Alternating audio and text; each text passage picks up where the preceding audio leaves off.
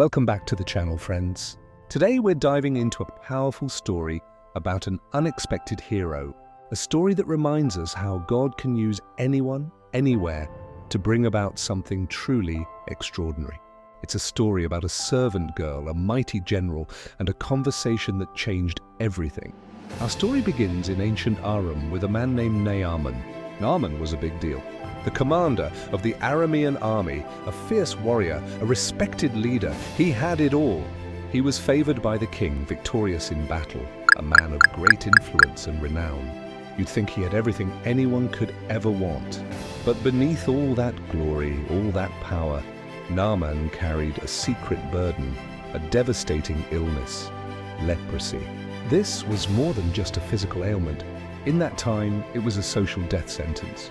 It meant isolation, decay, and a slow, agonizing end. Imagine carrying such a heavy weight, knowing that for all your strength and prestige, you were slowly wasting away, hiding your pain behind your uniform. It was a wound that no military victory could heal, a silent agony that shadowed every triumph.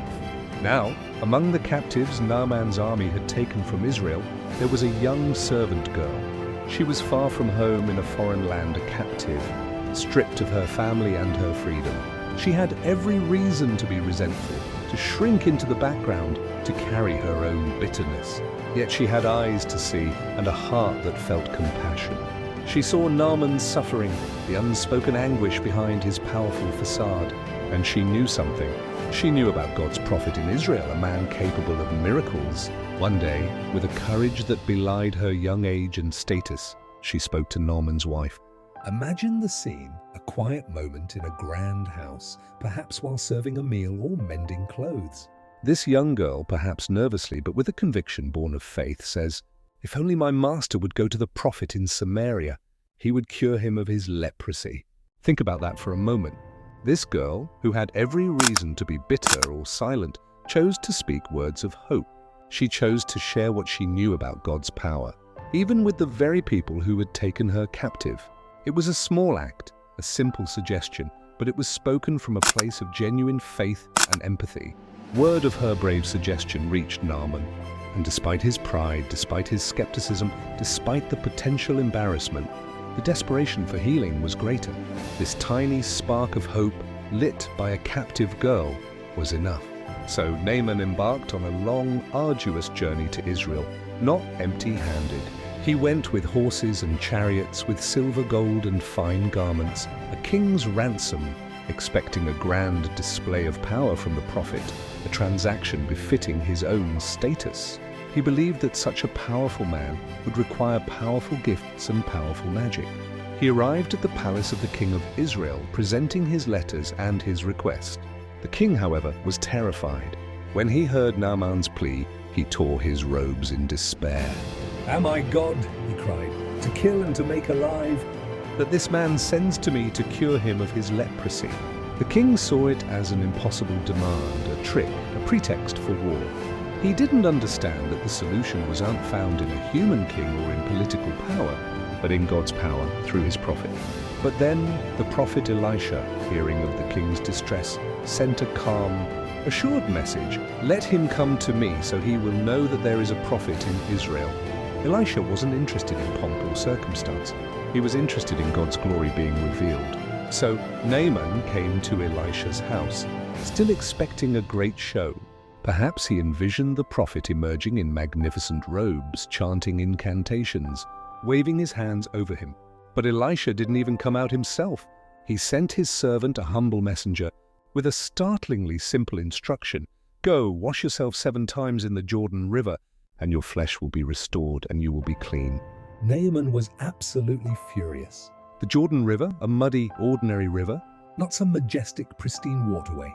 And just to wash? He expected Elisha to stand over him, call on his God dramatically, wave his hand over the spot, perform some grand miracle right there. He stomped off, indignant, his pride wounded, his expectations shattered. Aren't the rivers of Damascus, Abana and Pharpar better than all the waters of Israel? Couldn't I wash in them and be clean?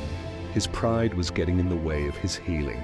He wanted a grand solution for a grand man, not a humble dip in a common river. But again, wisdom came from an unexpected place. His own servants, those who traveled with him and saw his desperation, seeing his anger, gently urged him, "My father, if the prophet had told you to do some great thing, a difficult task, would you not have done it? How much more then when he tells you, 'Wash and be clean'?" Their logic was undeniable. If a difficult act would have been acceptable, why not a simple one? Their words resonated. Naaman, humbled, swallowing his pride, finally consented. He went down and dipped himself in the Jordan 7 times, just as the man of God had said.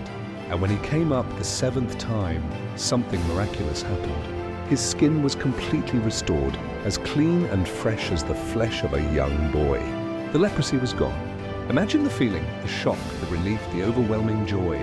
He was transformed, not just physically, but spiritually.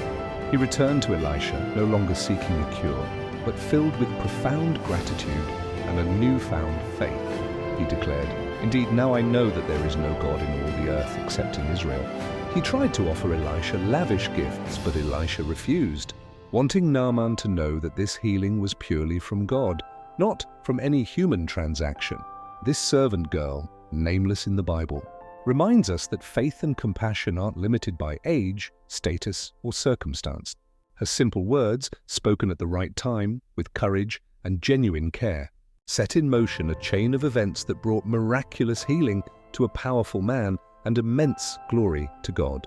Her story shows us the immense power in sharing what we know about God, even when it feels small or insignificant. You never know whose life your words might touch, or what incredible plan God might have for them, all because you chose to speak truth and hope.